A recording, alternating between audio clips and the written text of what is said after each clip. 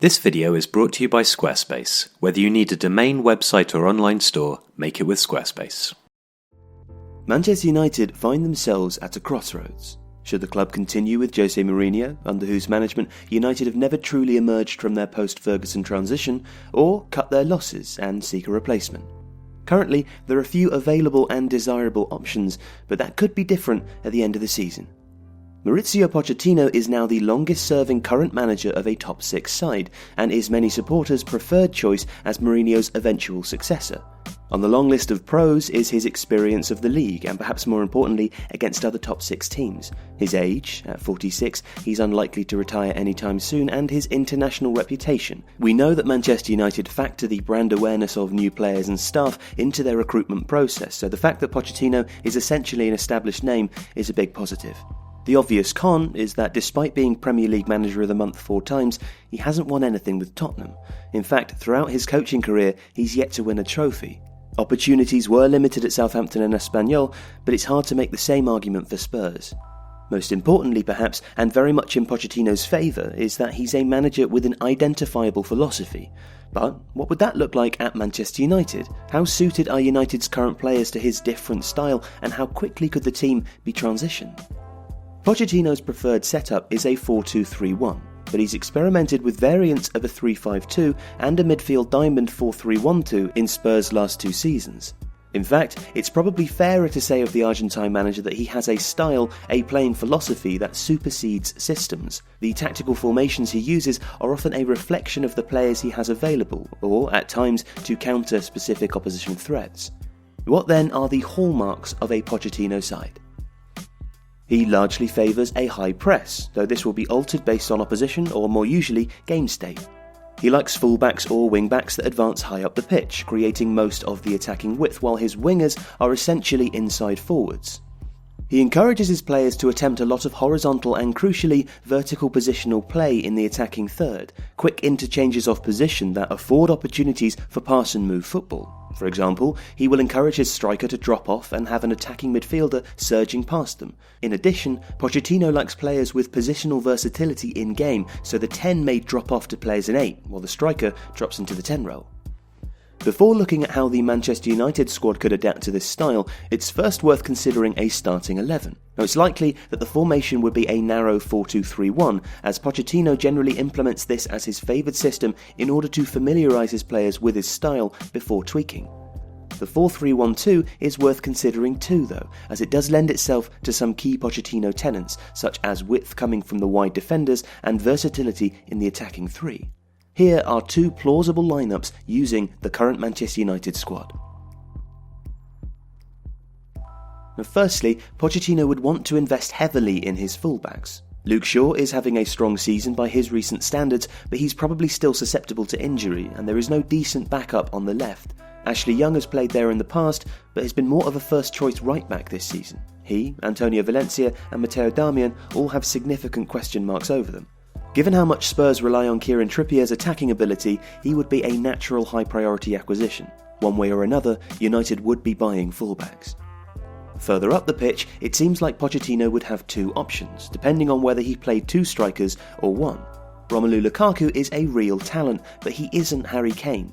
Lukaku's strengths are bursting past the defensive line onto through passes or hoovering up chances either from crosses or spilled or parried saves by the opposition goalkeeper. He's a line leader, not a striker who drops off and feeds the ball through for others or drives into the space created by runners moving ahead of him, as Kane does. Nonetheless, Lukaku has been a consistent goal threat, and it makes sense to factor him into any system creation. And Pochettino has used two strikers before, one sitting back and another running ahead, even as far back as his Southampton days when Jay Rodriguez or Dani Osvaldo played ahead of Ricky Lambert, or this season with Lucas Moura pushing ahead of Kane. Pochettino would have options with the Manchester United squad, as Marcus Rashford might adapt well to the second striker role, as could Anthony Martial. Alexis Sanchez is around, for the time being at least, and provides yet another option. Lukaku would not be the strongest fit for a Pochettino side playing with one striker though, as while he could feed off crosses from fullbacks pushing up, Pochettino tends to favour a narrower front three, and Lukaku wouldn't have the sort of service he enjoyed so much at Everton, for example, from genuine wingers. He'd also find it harder to participate in the sort of quick interchanges that would see a Jesse Lingard or Juan Mata bursting past him. If United were to play one striker under Pochettino, it would more likely be Rashford or Martial, who have a skill set better suited to dropping off and linking play than the Belgian forward. In a 4-2-3-1, Rashford, a right-footed player with a great eye for a pass, would be a sensible choice for the left wing, as would Martial. On the right, Juan Mata or Jesse Lingard would ably fill the position, but that does leave the centre of the 4-2-3-1 attacking midfield as a question mark. That could be solved by moving to a 4-3-1-2 diamond style, but here there are two key questions for Pochettino, or indeed any incoming Manchester United manager. The first is whether to fit the existing players to your style or adjust your style to the players. The second is what to do with Paul Pogba. Pochettino has shown that there are several traits or player IDs that he favours. Firstly, a press-breaking midfielder who can hold the ball under pressure, start attacking moves and cover over to protect the fullbacks. And that was Moussa Dembele for Spurs, but United do have a player who could fill this role, Fred. While he's hardly sparkled at United this season, Fred showed at Shakhtar Donetsk that he has all the attributes to play on the right of a midfield double pivot or on the right of a midfield three for United, and he could do a similar job to Dembele. Pochettino also likes a stopping midfielder, someone who can cover or even drop back into the defensive line. Think Eric Dyer or Victor Wanyama, aerially dominant and good at blocking and tackling. Marouane Fellaini is the obvious choice here, especially as Nemanja Matic has looked out of sorts this season. And that means that Pogba's position depends on formation. Now, he's too good a player to leave out, probably, but should Pochettino go for a midfield 2, that's exactly what could happen. Pogba works best in a midfield 3, where he can get forwards, support attacks, and is covered defensively by the other two midfielders. If Pochettino were to play a double pivot, Pogba's best position could well be the number 10 role, bursting into the box or carrying the ball forwards, just as he did in last season's Manchester derby to devastating effect. That would mean that either Lingard or Mata miss out, but this would also happen if Pochettino went for a diamond. Midfield will be the Argentines' toughest challenge. Fred is probably the most suited to a Pochettino team. Pogba is a stellar talent, but hard to fit obviously into a Pochettino system, and good players like Mata or Lingard will almost certainly miss out. Getting the balance right will be the key to the success of any boss in the United dugout. If Pochettino does take over from Jose Mourinho, he'll be given time to answer these questions. He's a project manager, someone appointed to oversee a long-term strategy like the one so sensibly implemented both on and off the pitch at Spurs.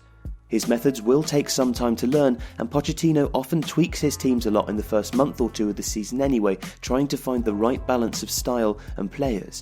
But United should adapt well to his pressing style, as they already press, albeit with less intensity.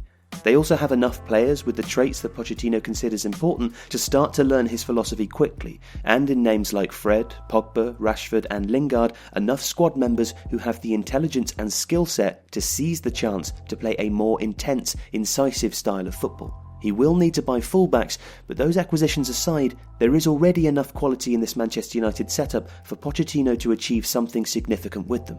Whether he gets the chance, though, remains to be seen.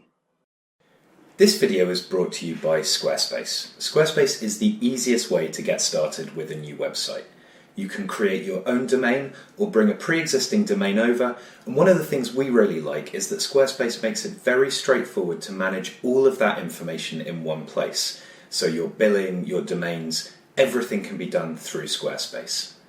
If you're ready to start a free trial, go to squarespace.com, and if you're ready to launch, go to squarespace.com/Tifo Football for 10% off your first order. If you're ready to make your new website, make it with Squarespace.